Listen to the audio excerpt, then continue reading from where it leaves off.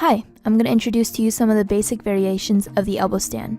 Straight, which I think is the hardest, double stag, which in my opinion is the easiest, and split, if you're kind of flexible and want to give yourself a challenge, go for it.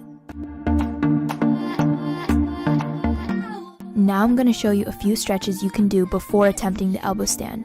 It's not required to stretch before doing an elbow stand, but I think you should because your body will be able to work with further range in motion, and it's going to help you out if you fall, and you'll see why later.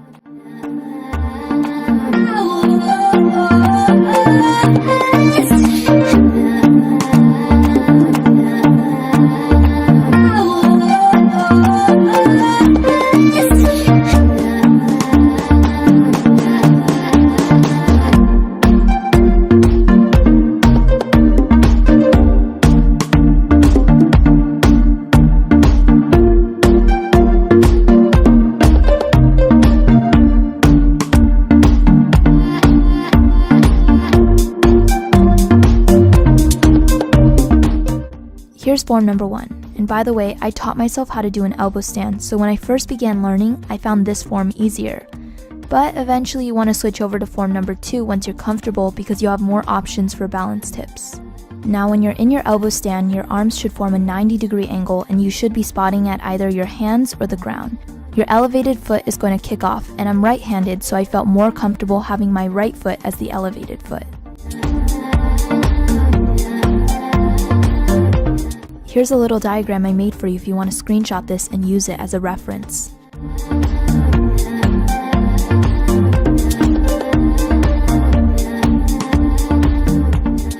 First, I want you to just practice kicking up lightly so you can get both feet off the ground for a quick second.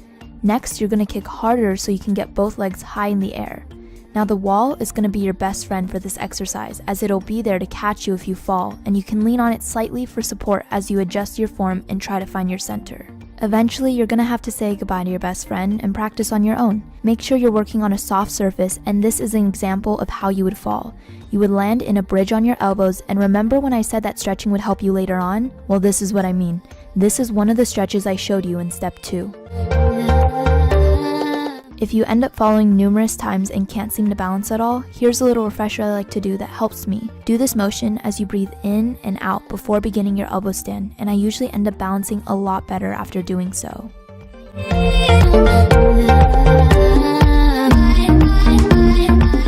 Finding your center is the ultimate tip to balancing your elbow stand. Notice how my butt is kind of directly above my head, and also I'm maintaining the natural curve in my spine, and that is basically your center. How do you find your center? Try kicking up lightly, but with just enough power so you don't tip over, but you're still getting off the ground. It takes practice to find it, and the more you do it, you'll begin to find your center naturally. I found my center by trying many times, and of course not giving up, and then there was that one time that I found it, and I was like, yes! But then I lost it the next 5 times, but I kept practicing, and eventually it became a habit, and I automatically would find my center whenever I practiced.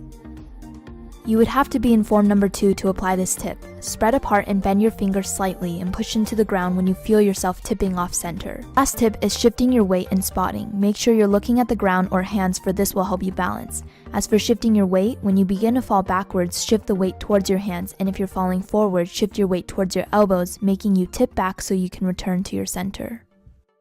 There will be times when you fall and let loose, and there will be times where you've got it just right and you're so on track. Both are necessary in life because balance keeps us sane.